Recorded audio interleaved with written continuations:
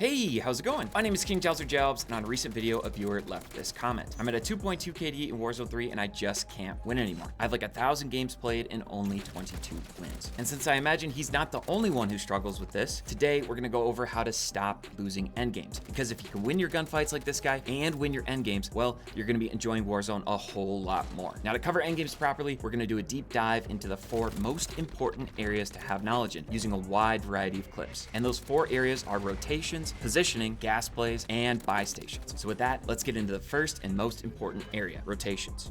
When it comes to rotations in the BR genre, there are nearly an endless number of different situations you can find yourself in. However, I have 4 clips in this section which I felt highlight some of the most common scenarios and can provide some excellent strategies and tips which can be applied to almost any endgame. In the first clip of this section, we start things off here in Zone 5. As you can see, zone is closing and we're just outside of the zone. Now what I'm trying to do here is I'm holding my back or clearing my edge to ensure that no one comes up behind me as zone closes. Why I'm doing this here is because there are a lot of players around me already in zone, as you'll see here in a second, but there's also a ton of space behind me where another player has room to sneak up. So after making sure that no one is immediately behind me, I go to take out someone who landed in on these loadouts, but I get distracted by a guy dropping in on me. So now what I need to do here is fight. I have really no other choice because across the road, you can see those couple of dots going off on the minimap, which means that if I just run over that way, I'm running into more players. So fighting here is definitely my best choice. So to start off the fight, I hit this guy with a bomb drone, get in front of him and hold him out of zone at very close range to secure the kill. Now I know that there's people in front of me as well, so I drop this airstrike and then I look back to try and find that riot shielder. As I rotate in, I'm lucky enough to pick up 2 kills with my precision airstrike. So I've successfully kind of cleared my side of the zone here at this point, and now zone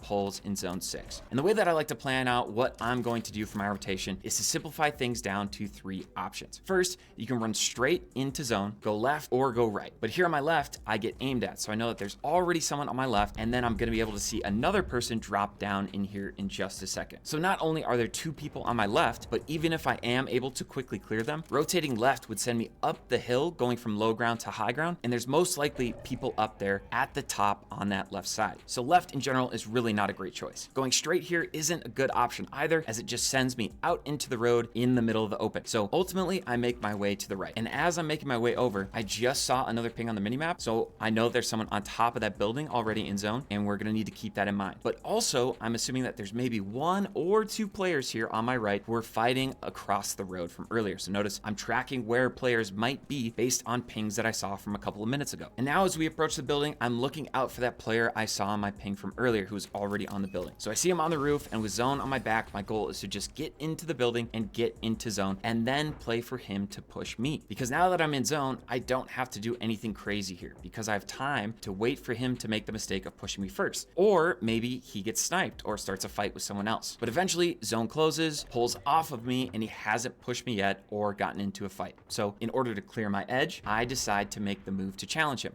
Now, the reason why I challenged him when I did is because zone is about to start moving, and I wanted to challenge him and get him out of the lobby in order to give myself both enough time to heal up and reload before I have to move. And now once again, think about it. Zone pulled away from you. What are your options? You have left, right, or up the middle. So once again, I see someone on my left on the minimap. I can't really go straight here, and I know that there's no one directly on top of me anymore. So what's my best choice? It's gonna be go to the right. My goal here on this rotation for this type of zone is to get all the way onto the backside of the zone, clearing my edge as I go along. I want to take my time and make sure that there's no one ratting here on the edge, like laying down in a bush or behind a rock or something like that. But at this point, there's only 4 players left in the game. I see one guy here and he's looking down the hill, jumping around, and now he's shooting. So I know that there's 2 players over there on that side of the zone. And there's only 1 other player that I have to find. And I can pretty much guarantee that he's going to be up here on top of the hill somewhere. So I'm looking around for him. I try to hit the headshot there, but I can't quite do it. And at this point, there's only 2 players left. I have the high ground now. Another player down low dies his zone, and then I clean up this riot shielder for the 21 kill win. So if you guys enjoyed the breakdown of that first game, settle in because that's just a taste of what's to come throughout the entire rest of this video. And if you really enjoyed it and you feel like I've earned your subscription at this point, make sure to hit that subscribe button. Subscribing is free and it really helps the channel out a lot, but it also ensures that you won't miss out on any of my future videos, which are all dedicated towards helping you guys improve at Call of Duty. All right, so with that, let's hop into game number 2 in the rotation section, which is a trios game on Fondle. So we're here in Mall, we're in zone 4, respawn is disabled, and we have a team right below us. And look look at how many people are still alive. And since there's so many other players left in the lobby and we have this team below us, what I'm gonna do first is focus them, as they're the most immediate threat. I'm successfully able to knock one of those players on that team, and although I probably could have knocked that other guy there if I took another shot at them, I really just wanted to make sure that I secured that thirst, because having that team as a duo will make our rotation into zone much easier. Fast forwarding a bit, the team below us rotated across the river, and we've been kind of poking back and forth with our snipers. We have 40 seconds left until zone closes, so watch what I'm gonna do here. I throw a smoke at the opponents that are holding us out of zone, and then we need to rotate right away. We can't go left since the team that was under us is now holding us out of zone, so we're gonna go to the right and straight into the window of this building here. But I do want to quickly talk about that rotation for a second. That rotation in general was just a little sketchy because there's still a lot of players left alive, and I wasn't 100% certain that there wasn't anyone in there. So in general, I'd like to caution against you guys doing that unless you feel pretty confident that there aren't people wherever you're going to be flying to. But now, in terms of what we need to do next, we can see the guys on our left over at the gas station fighting, and we can see guys close to us fighting on the right. Now, my initial reaction is that I want to go third party to the left because they're actually fighting and we're not able to see too many more gunshots on the right anymore. But we also know that that team on the left, or at least one of those teams, has only 2 players on it from earlier. So to go in third party properly, because anyone on top of the train station will be able to see us, and it's almost guaranteed that anyone up there will be sniping or have some form of long-range weapon, I throw smoke and move to the left. And after clearing the left, my teammates and I regroup in the gas station, and once again, we need to rotate, as zone has pulled all the way into train station. So what we do, this time, we're going straight ahead using smokes for cover. Rotating in, rotating together, and getting to the bottom of train station and into the stairwell on the left. Now, something important I really want to highlight about that rotation in particular is that we rotated before zone actually started closing, which in these types of end zones with a lot of players left alive is a good thing to do, because once that zone starts closing, everyone else who is not already in zone is going to also need to rotate, and those spots that are in zone and are safe are going to start filling up quickly. Now at this point, we've made it into the stairwell, and I initially wanted to try and play for height, but then I reconsidered. You'll see me start to run up the stairs and then go right back down. Now the reason why I changed my mind here is that I don't have Mountaineer, and it's also very likely in these endgame zones that zone is going to pull off of the building and off of high ground. It isn't guaranteed. There are definitely still some zones which end on train station high ground, as you'll see in a later clip. But in general, if it's a later zone but not a final zone, it's probably gonna pull off of high ground. So after hanging out in the stairwell for a little bit and poking around, I do get knocked, but I self-revive and played up, and now it's time to rotate once again. So now look at this rotation. We wrap outside of zone, outside around the edge of the building, and I hit the buy station. I get a UAV, catch a solo player here who doesn't really stand much of a chance in this situation, and then look at all the pings on the minimap, okay? Pay attention to where people are. There's 3 people on the ground and then another team on the roof of train station. So I buy a PA to try and get those guys off the roof, or at least force them to reposition so that they can't focus on us for the time being. This will allow us to focus on the team that's on the ground. Now, I know that there's still some people on low ground. My buddy does get knocked by that sniper all the way up top, but thankfully I'm able to trade him out. I then drop a smoke, get knocked by a mortar strike myself, but I'm able to self-revive. I then can hear someone swimming in the water behind me, and there's also one guy knocked over here in the zone who I'm not totally sure how that guy got there, but my teammate is able to clean up that final guy in the water, and we ultimately win the game. All right, we have 2 more examples in this section, so let's jump into the next one. So the reason why I'm including this clip in the rotation section is that this end zone in particular is a very common and very difficult type of end zone to win. So as zone closes here, you can see on the map that it's closing on an area which has basically nothing in terms of cover. There are no buildings, no mountains or hills. It's just rivers, rocks, and the train tracks, and that's about it. It's a very open kind of end zone, which is exactly why I wanted to include it. Now, I just died. I'm having a rough game so far in the absolute blender. I don't have my loadout. I don't have any perks. I just don't have anything that I really want in order to have a successful endgame. And although my loadout is nearby me and I do want to go grab it, the thing about where my loadout is that it's wide out in the open. And although I do have 2 smokes and a munitions box, if I do go run out there and grab my loadout and try to come back, it's very likely that someone has taken my spot at this building while I'm doing that. So the better play right now is to be patient and hold this area down until zone closes, which is exactly what I do. I hang out, take someone out who's dropping back in, take out another guy who's creeping up on the bridge, and then in particular, this is something I really want to call out. And it's a very important concept to know for endgames, especially when you're fighting against sweaty players like this guy. So I shoot at this guy who's running across the bridge, but I don't get the kill because he's slide canceling, YYing, 360ing, bobbing, and weaving, but it doesn't matter that I didn't get the kill here, and here's why. The important thing is I let him know, hey man, I'm here. I know that you're coming this way, so don't come come over here. And just that concept of shooting at players to let them know where you are and that you're not going to let them rotate easily is an extremely important one. Whether you're playing in a regular public match endgame, ranked endgame, whatever it is, right? The goal besides getting a potential kill is to just force this player away from you and your safe side of zone. But one word of caution is that when you're trying to apply this concept in game, it's important that you actually do enough damage to the player and hit your shots. Because if you whiff everything, this player who's moving around like a sweat is going to know that you don't have the best shot, and they're going to interpret that as a weakness and then push you instead of you forcing him in the opposite direction like you want. So this whole time, any of those three players could have taken my cover while I was grabbing my loadout, but because I hung around and held that spot down until zone closed, I was able to ensure my back was clear and I'm eventually safe enough to go and grab my loadout. And as I move to go and grab my loadout, I see a player in front of me and can tell that from the minimap that he's shooting at someone else. Because he's shooting at someone else, he's not looking at me, and I see him push up over onto a rock. Now, since this is a very open air, flat type of end zone, I grab my car because it is definitely a sniper friendly end zone. So I move up onto this guy, take a shot at him, and clean up the knock from there. And now what I'm going to highlight next is one of the most important things to know about these types of endgame circles, is that in this type of zone, clearing your edge and hard rotating either left or right is going to be one of your best options available to you. But in terms of which way you go to clear, you should definitely be prioritizing any third-party options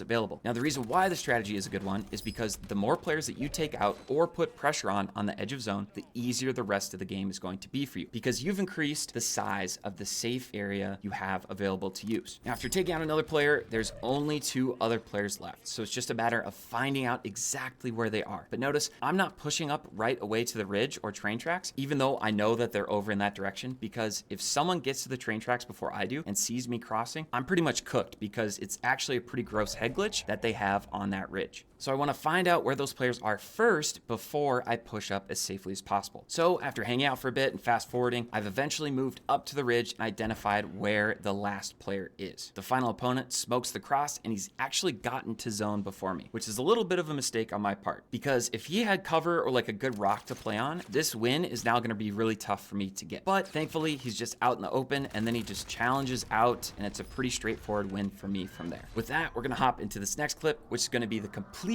opposite type of zone. A zone with a ton of people and a ton of buildings. All right, so to start this game out, this is a buyback solo game on Urzikstan, and we're over here at the apartment buildings where I get pushed by a player and also bunker bustered. So I have to jump off the roof as I want to preserve my durable gas mask. And now at this stage of the game, zone 5 is closing and zone 6 pulls right on top of us. So at this point, there isn't a lot for me to actually do. I do see people fighting above me, and I could try to third party, but playing for height isn't super valuable because, like I mentioned earlier, I'm likely going to have to rotate off of it at some point, and I don't have the Mountaineer perk equipped. I do have pretty decent utility in the sense that I have a PDS, a durable gas mask, and smokes, but in endgame, saving those items for as long as you can is really good practice. But in general, how do you know whether or not height is good to play for? Well, it depends on a lot of variables. For example, how many other players are alive? Do you have Mountaineer? Do you and your team have utilities such as gas masks or PDSs? And I could go on, but in general, in endgames with really, really tall buildings, like 5 or more stories, low ground is generally going to be the safer play. And I'm not saying that's 100% of the time kind of rule, but you're probably better off on low ground because, like I said, you're most likely going to have to get off that height unless it's the final zone. But if there's just a little bit of height, like a couple stories or a big hill or something, then height is definitely preferred. So anyway, we fast forward a bit as I've just been chilling on the bottom of the building and the new zone has pulled far away from me, but I wait to rotate here until the last possible second. And why I waited as long as I did is because with all the height around me, if I rotate too soon, there's going to be a ton of people on balconies or on the roofs or ratting somewhere looking for anyone and anything to shoot at. So I don't want to rotate here too early, but also I don't know what I'm rotating into, as in I don't know if there's someone in the building in front of me that I need to go through in order to get to the next zone. So I wait until everyone who isn't in zone has to worry about moving themselves before I move. Zone rotations or crazy zone pulls will act as a distraction for the other players who might opt to shoot you otherwise. So if you just run out in the open when they don't have to be sprinting themselves or flying, you're gonna get focused down. So after hanging around for a bit at the bottom of the building, I peek out this window and catch this guy who fails jumping in the window. Not sure if he doesn't have grounded mantle on or what, but then this guy in the room almost takes me out. And now this is why I'm using my gas mask, and I saved it earlier in the game because I'm low on health. This guy's chasing me, so I drop a PDS to try and conserve my gas mask even more, but I still have a ways to go to zone, so I do have to be a bit careful here. I peek around the corner and see this guy on a nasty head glitch. Thankfully, I'm able to hit hit him a couple times and force him to turn away and plate up. So I immediately take advantage of that and move up towards the wall while he's plating. Now, since I know that there's only 2 players left alive, I jump over the wall to push this guy who's on the head glitch, because this is a very powerful position, right? Now I have cover. Now I have the wall head glitch that he was on. I can plate up, reload, and take my time. And from here, the last player, he pushes up, I catch him, hit him with a little bit of movement, and finish the game out from there. All right, so we covered a lot of tips in that section, but let's quickly highlight or summarize the 3 most important parts before we hop into endgame positioning. First, when it comes to rotations, try to simplify things down to rotating left, right, or up the middle to get into zone. Start by eliminating the most difficult of those options and pick the easiest one available to you at any given moment. Second, make sure to pay attention to the timings of when zone is going to start moving. Do you need to get in zone before other players? Do you need to wait until other people have to rotate themselves so you don't get focused down? Do you need to clear out someone who is right on top of you before zone starts to move? Timing your rotations correctly is incredibly important. And number 3,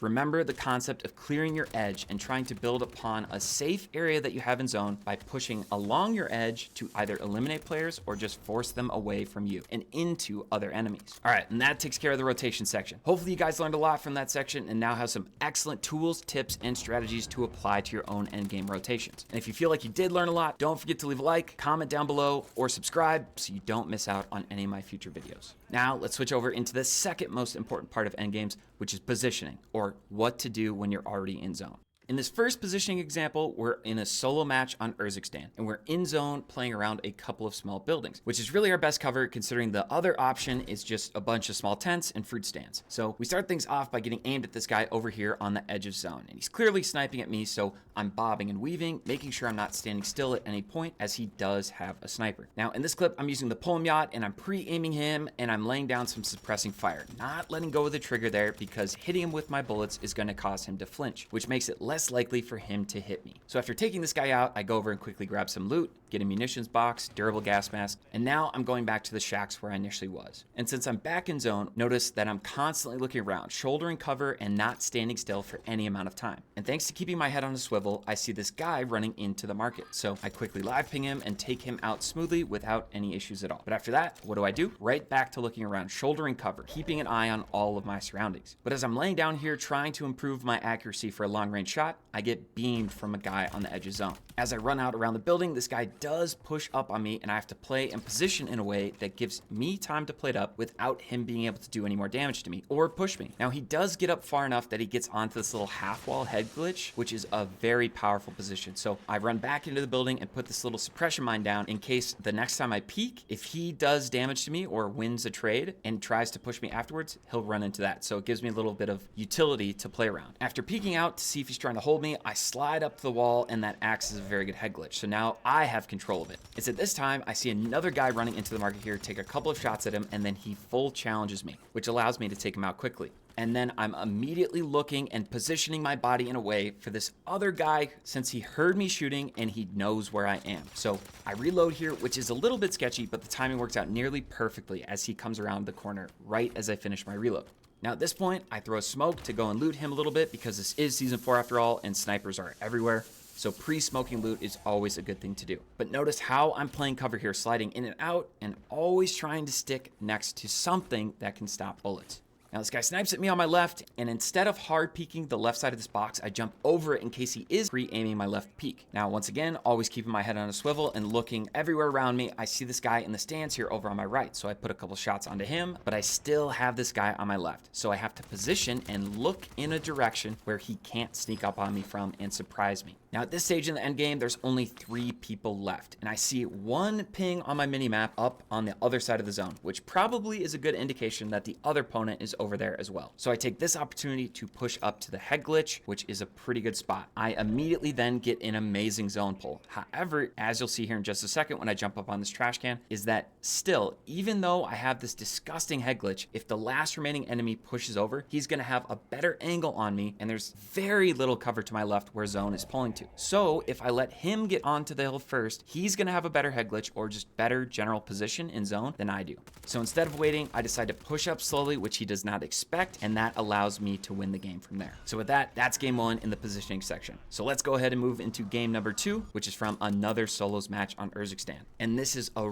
really important clip because in this endgame, we are on high ground, which is good. However, the issue is there is a lot of space to hold here as a solo, and there are a lot of different ways that enemies can take the high ground from me, as you'll see in just a moment. So the key to being successful in this type of endgame is playing and positioning in a way which will allow you to retain that high ground for as long as possible. So let's go through how to do that. So one, if not the primary threat to you on any high ground in any endgame, regardless of what map you're playing, is going to be redeploy drones, as you can see here. Side note, you should always try to shoot down redeploy drones if you have the high ground in the late game. So this player makes an excellent play and lands above me on top of the dome. But thankfully, the occupation scan gave his position away, and I was able to protect myself by playing around this AC unit, which allowed me to stay alive and take him out. Now at this stage, what I'm looking to do is focus on anyone who is rotating, taking care of anyone who has to move because of zone from my position on high ground. Now, unfortunately, this gameplay, I'm not really able to successfully take anyone out who's rotating, but in general, this is what you guys should be doing when you have high ground in late game, and there aren't any immediate threats.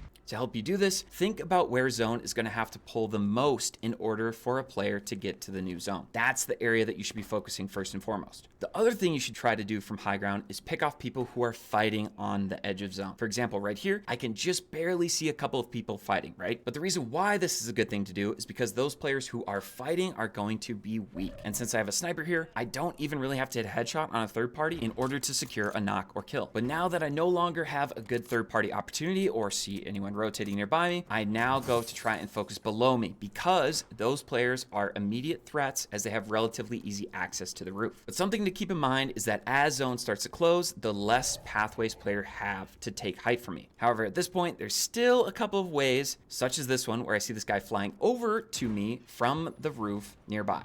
I take a shot at him and unfortunately miss, but the important thing is that I was looking towards a direction that someone could take my high ground from. I'm not looking behind me, I'm not looking over the side, I'm not getting too distracted by the people below me who are fighting. Or like I've said already, the primary thing you want to pay attention to is any immediate threats which could possibly take your high ground from you. Now at this point, zone pulls off of my high ground. So now what do we do? Okay, so I can hear this guy taking the zip, and at this point, the zip line is my only remaining immediate threat and the only way I can get high ground taken from me. So this is my priority, and this is what I'm focusing on guarding. Now, this is a bit of a questionable play from this guy. I do like how he tried to do the zipline jump, but at this point, taking height or getting on height really isn't that valuable because zone is pulling off of it. And regardless of if this guy kills me or not, he's gonna have to rotate off of this high ground anyway, so you might as well stay on low ground or just try to rotate early. But now with the zipline secure, I'm now looking to see if I can catch anyone trying to rotate early. I do see this guy throw smoke here, and then I catch just a glimpse of him run up the stairs and around the corner of the building. Which that's not good because now he's ahead of me on the rotation and he could probably get to the high ground of this building before I can. So this forces me to rotate immediately. And on that rotation, I do get a little stuck here. My plan didn't go exactly as I wanted, but fortunately I am able to make it inside. Now my next priority in terms of positioning is getting to high ground once again. And it's a race against that guy who I just saw run up the stairs. And as I'm running up the stairs, I do get a little lucky here with timing, and I catch the guy who was already in the building on high ground off guard. But now at this point, we've successfully taken over high ground in the final zone, and there are only 2 players left in the game. So notice how I equip the C4, because when you're using explosives from height, generally C4s are going to be better than thermites. However, make sure to note how I didn't drop the thermite. I stowed them just in case one of these last 2 players is a riot shielder. You gotta make sure you always have thermites in solos. So now I'm looking around, listening, securing the most immediate potential threat, right, which is my stairs. And as zone pushes in, I know that there's likely a guy right below me if he's not coming up the stairs. So I drop a C4 down, try to knock him with the second one, but since I cracked him, and even though I don't have Mountaineer, now it's a safe time for me to drop down. I pre-aim that spot just in case he went into zone for just a moment, but the last 2 players begin fighting here on low ground, and it's an easy third party for the win. And that'll take care of game number 2. So moving on to game number 3 in the positioning section, we have a trios game on Vondel. We start things off by reviving our teammate at a buy station and then go to clearing our way through terrain when we hear some other enemies revive their own teammate. It's at this point we know we can immediately apply pressure because, of course, this team is down a player. So I'm able to knock one player, then get 2 more knocks on a different team who also moved over to the buy station to revive their teammate. Now, after taking those 3 players out, we move over to the edge of zone, but are in a bit of a pickle. There are 2 teams above us to the right, one on ultimate height on train station and another team up the stairs. And there are also definitely some people along the water by the bushes, so we move to play for the best cover we have available, which is the steps leading down to the subway. So we clear that spot and begin to look around for other people to take out of the game. Now, thinking back to the first clip of the section, keeping your head on a swivel right, I can see some of the players on high ground shooting over at this bush, which leads to me getting an easy kill. I then try to throw a thermite, which would hopefully knock or thirst one of the players fighting on ultimate high ground, but now there are still more players on low ground with us. So while they're focusing my teammates, I take both players on the last team on low ground out and then immediately go to play cover, which will protect me from high ground. And now at this point, it's down to only one other team, and the best spot for us to play is directly under the team on high ground. Playing somewhere else besides directly under them will give that team on high ground the opportunity to either snipe or nade us, and even the odds in terms of team size. In my opinion, we did get a little lucky here that the last team was only a duo, because this nuke skin player made a great play of smoking his feet and then dropping down onto the same level as us behind cover. Also, I probably lose this gunfight if my teammates didn't step in there to help. And then from here, it's just a matter of playing in a way which will protect me from that last guy on high ground until he eventually has to jump down. And then from there, it's an easy win. So now we'll go ahead and move on to the final clip in the positioning section. This one is from a ranked match on Rebirth Island in Season 3. And what you'll notice right away is that my team and I are on high ground, on top of prison. Zone is closing, and we want to ensure that we are holding onto high ground going into the next zone. So what we're going to do here, my teammate and I are going to hold this half wall, which is the best position to securely hold the roof on either side of top prison. From here, we leave my teammate behind to hold our flank and ensure that no one comes up behind us at the last possible second. We quickly restock up on some ammo and some smoke grenades when zone pulls far away from us. So immediately, what we should be thinking is, can we survive the gas in this zone for an extended period of time? Because as this is a ranked match, there's going to be a ton of people below us on probably every single floor of prison. But instead of evaluating our utility and seeing that we can't survive on high ground due to the lack of it, and quickly playing for low ground or rotating immediately towards the next zone, we get distracted. First, we get a couple of knocks, which is great. And as I go down to try and finish one of those knocks or find a third player on a team, we get pulled up on by another full team. So we have to back up a bit. We then get mortared, and we have to back up away from the door in order to avoid taking damage from the mortar. So we're getting distracted, and we're not easily able to prevent the new team below us from taking control of the top of the stairs. All the while, we're not paying attention to our positioning and our materials. We're not talking about that. We're not communicating about that at all. So we end up just sort of milling around, not really knowing what we're going to do or what to do, whether we should be going down either low ground or rotating. Now, looking back, ideally, dropping down behind us through the skylights would have been a good play.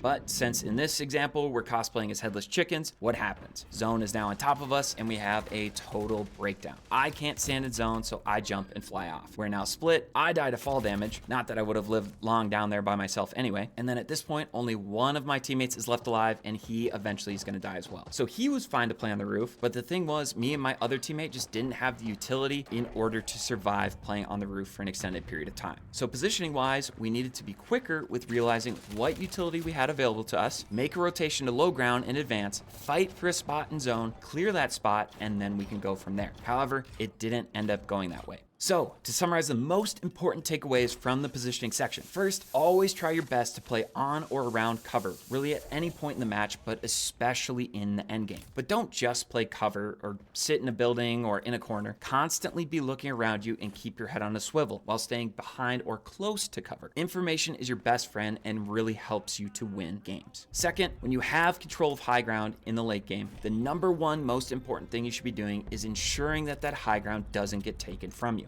Make sure to pay attention to nearby redeploy drones, zip lines, ladders, or other buildings people can use to take your high ground from you. From here, focus on using high ground to pick off enemies who are either rotating or fighting on the edge of zone to really rack up those kills. Third, when you're on low ground in the late game, make sure to position in a spot that keeps you safe from anyone on high ground. And lastly, if you're on high ground in the late game and zone pulls away from you, make sure that you and your team have the utility to survive in zone for a bit. Otherwise, chances are pretty high some or all of you are going to get taken out on the rotation. So all right, that's going to take care of the positioning section. And next up, we have gas plays, which is easily one of my favorite parts of Warzone Endgames. Jumping straight into this gas play clip number 1, there are going to be a lot of similarities you'll notice between this clip and the last one, because once again, we're in prison, have decent high ground, granted it's not ultimate high ground, and then zone pulls away from us in almost the exact same way as the last game. But the biggest and most important difference is that we have a lot more utility than we did in the last clip. And as you guys will come to see here in just a second, the difference between these two clips is pretty incredible. Now that zone is pulled off of us and very far off of us here, I immediately communicate to my team that what we're going to do is use our PDS first to stay in zone and preserve our gas masks, and then we're going to rotate. So as zone starts to close here, I throw down the PDS, my teammates start looking out the window and immediately get a kill. Now I start looking around, I get a knock, and then here come the guys from high ground, which would have been us in the last clip had we all chosen to just jump down. Now at this point, our PDS is gone, so we need to start making our way into zone. But on this rotation, notice here, I'm doing everything I possibly can to reserve every little bit of that gas mask. So just ducking into this building here for 1 second, saving an extra tick could make the difference between life and death later in the game, or just even later on the rotation. And as we make our way down the hill, we delete everyone we come across, literally sprinting at people, not stopping to plate up, just all playing together, holding hands, and we're able to successfully make it into the next zone. Now, unfortunately from here, things don't go as well for us. We ended up getting second place as there was a rat who was able to survive in zone and kind of grief us, which led to a 2v1. But between this clip and the last one, I think it's pretty impressive how much of a difference having utility makes for playing high ground in later games. And if you find yourself in a similar situation with the same amount of utility, playing in zone here for as long as possible is going to be your best potential play. All right, with that, let's move on to clip number 2 in the gas play section. And the reason why I'm including this one in here is that although it's hard to make gas plays without utility, it's not impossible, especially in a solos match.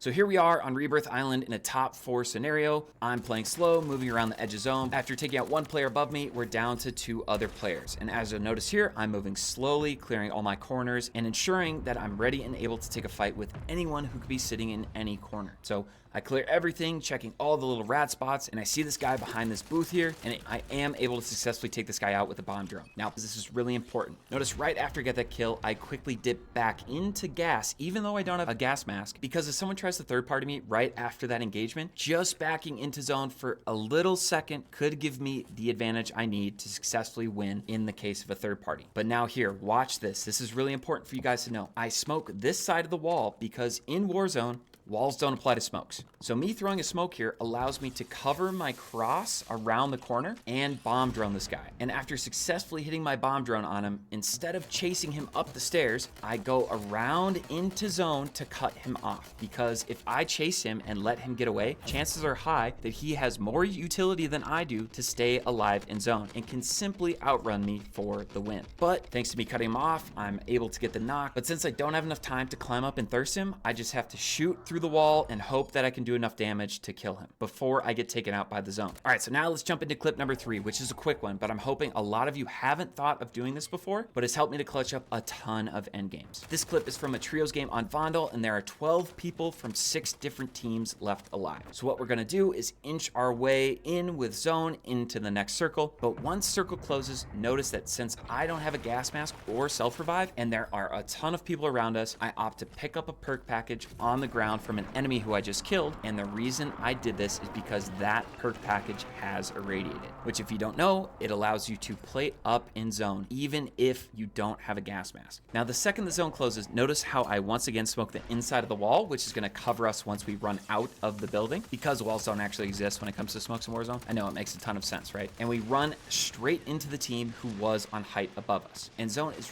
really causing me issues here. But if I didn't have irradiated, I would have been in a really tough spot. So thanks to that perk, I'm able to run through zone to flank the right side of the wall here, get a knock, and distract the last enemy, which gives my teammate the opportunity to clutch up and take him out for the win. So here, pretty obvious what the most important thing is about this clip. Swapping perk packages in the end game can be a really great decision to make, especially if that perk package has something like irradiated or resupply in it. All right, let's move on to clip number 4, which is from another solos game. This time we are on Vondel, and there's 4 other players left alive. And as you can see, I'm shooting at this guy across from me, I hit some shots there, duck back into cover, and what I really want to convey over to you guys is that you should try to preserve your gas mask as much as you possibly can. Notice here, while I'm just poking at this guy, I've taken one tick off my gas mask, which I probably could have avoided if I was a little bit more thoughtful about my positioning in the end zone. Now at this point, there's a guy nearby me. I can hear him, but I don't know exactly where he is. I take another half tick off my gas mask, but notice that this guy's in a really good spot. So what I have to do at this point, because he could just peek out if he hears me break the glass, if he hears me jump down, and then I have no cover. And from that point, it's a really tough fight from there. So what I'm trying to do is catch him trying to hold me out of zone, like peeking around the corner. So while I'm waiting for him to do this, I actually end up burning all of my gas mask. So I probably should have done this sooner, but I eventually smoke out and then push up. I then lay down in the smoke so he can't see me or hear where I am, and then I'm able to catch him off guard. Now at this point, there's only one other player left in the match, and guess where he is? He's on the roof, and from where I am in train station right now, I don't have enough health or utility in order to go out and push him on high ground. So I'm really out of any good options. I do make the attempt to look for perks just in case one of these perk packages has a radiated in it, but unfortunately there isn't one. And now my last chance is that I can wall bang this guy through the ceiling, which it's kind of funny because you'll hear him shooting back at me here too. Neither one of us are able to get our bullets through the ceiling. So what do? I stay in zone as long as I possibly can, and my absolute last hope besides the wall bang is to challenge him and hope that he pushes to challenge me as well. And thankfully what happens here is we both push each other, run into each other, and I'm able to clutch out the win from there. Probably one of my closest and clutchest endgame plays, or luckiest depending on who you ask. All right, let's go on to clip number 5, or the last clip in the gas play section. The background here on this game is that it's a duo game on Bondle, and after battling our way through the bottom of Fire Station, Zone 6 closes and the final circle is upon us. There are 3 other teams and 5 other players alive, and while waiting out a PA, I can see 3 pings go off above me. Keep that in mind for later. But after throwing a cheeky grenade at this guy behind the fire truck, there are only 3 players left. So now what the plan is that since I only have a gas mask and my buddy has a durable gas mask and a self-revive, I'm gonna try and do as much damage as I can to the remaining players to let my buddy have the best chances to win a heal off when it comes to that. So I hit the zip line, get to high ground, run as fast as I can to go and try and third party, catch this guy climbing the ladder, and it's now down to the final duo who's dropped a PDS on the inside of Fire Station. So I hit one plate and go to do as much damage as I possibly can to give my buddy, who's playing his life, a chance to win the heal off. But this push actually works out better for me than I possibly could have hoped, because I didn't only do damage, I actually take both of the remaining enemies out. But even if I don't get 2 full kills there, hopefully I've done enough damage to them to ensure that my teammate has a good enough chance at winning the game. And this strategy in particular is one that's very important for you guys to know about endgames, regardless of what you're playing, whether it's duos, trios, or quads, because heal offs are really quite common in Warzone. But all right, that's going to do it for the final clip of the gas play section. Let's quickly summarize things before we move into the final section of this video. So first up, holding height when zone pulls off you can only really be done if you have the utility to wait out zone for longer than your opponents can. A PDS and gas mask are essential for this type of play to work. Otherwise, you're going to need to fight for low ground or try and rotate early. Next up, in endgames, look for perk packages that have perks such as irradiated or resupply if your normal perk package does not have those. Making a last second swap to something that can help you can make the difference between winning and losing a game. Number 3 is that although it's tough, you can still make plays in the gas without any utility, but that's definitely easier said than done. And the last point is that you should know how to play for a heal off. Make sure that one player on the team has all or as much utility as possible, while the other members of the team go to try and win the game through fighting. All right, so now we're gonna move on to the final section of the video, which is buy stations, but more specifically, why they're so important, along with what and when to buy.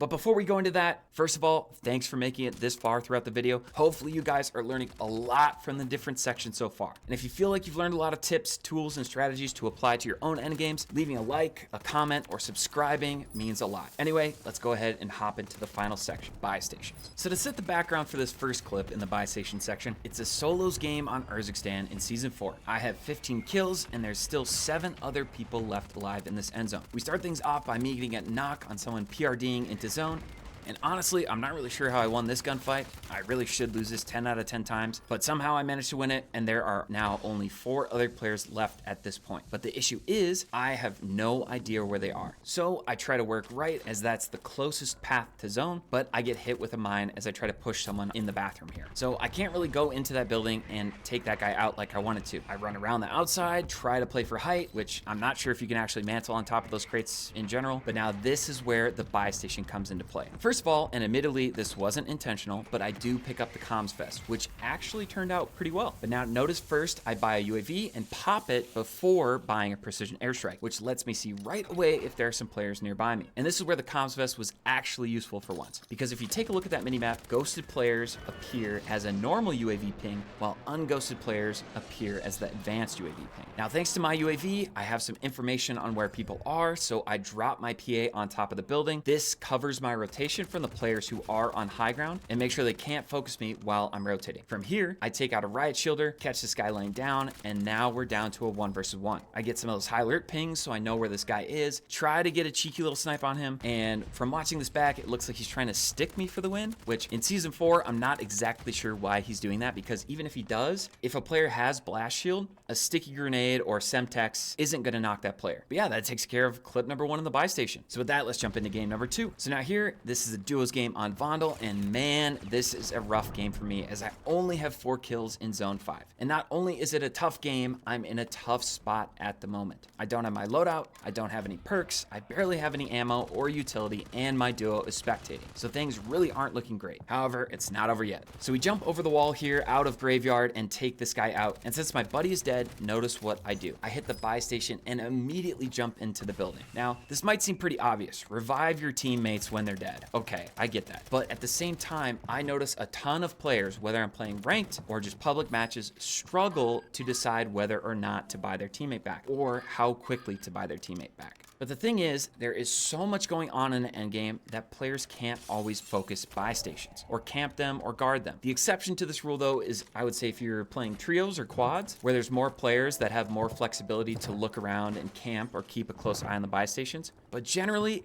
I want to say it's a little bit safer to hit a buy station and revive your teammate than you might initially think. Although it does also depend a little bit on how quickly you can do that. If you aren't quick at using the buy station, that's something I highly recommend you guys practice, or just, really focus on getting that muscle memory down for either quickly buying a teammate back or buying a self-revive or a loadout or whatever it is. Being able to quickly use a buy station and navigate that menu is extremely important in Warzone, regardless of what stage of the game you're in. But now, since I got my teammate back, it's 2 versus 2. The last 2 remaining enemies are on high ground. I make it down to the river and place a deployable barricade and play this head glitch. And my buddy is sitting there in zone in the window of the building, and as soon as I hear them start fighting, all I have to do is go up and shoot them in the back while my teammate has them distracted, which was a great play from him. So what really got us the dub there is the fact that I was able to revive my teammate twice. Otherwise, I could have been the one that went down in the building by that random enemy that pushed in there. Or at the end, all those guys on high ground have to do is get me a little weak or crack me, and then both of them are gonna push and take me out of the game for the 2nd place finish. All right, so jumping into clip number 3,